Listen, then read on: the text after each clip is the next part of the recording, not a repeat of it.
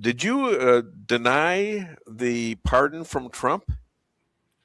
So there's a big aspect to all of the pardons that were going out. They were issued. There's currently an argument that states that you cannot deny the pardons from the president as the executor in chief, or sorry, as the commander in chief.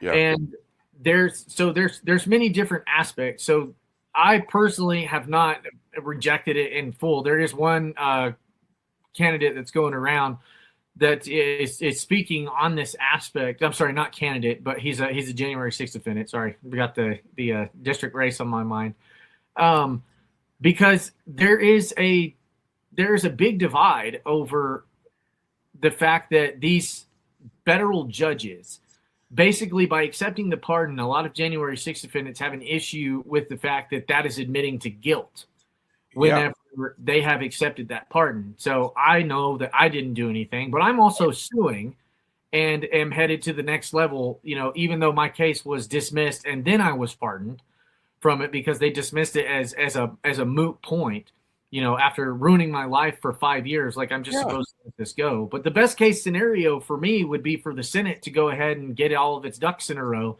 and let's impeach James Boasberg for corruption. Let's pull him out so that there can be an official. I wonder if that's going to happen. There's a little light that says maybe because you had 9 Democrats vote against the Clintons for not showing up to Congress when they were subpoenaed to do so the other day. And that's unheard of in the Democratic Party these days. Yeah, maybe they just dropped it because we're tired of the Clintons. But that's a good sign for guys like you, I would think.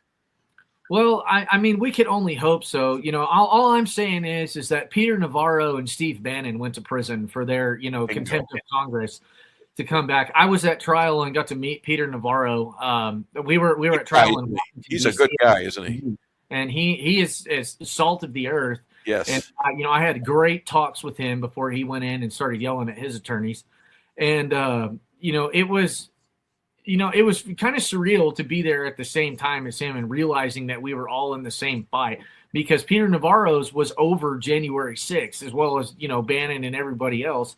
And now we're starting to see, this turning point that it's like, okay, maybe these judges were breaking the law. And then Jack Smith directly throwing Jeb Boasberg under the bus. Bingo. That was other judges too, but not just Boasberg, wasn't it? There's other judges too.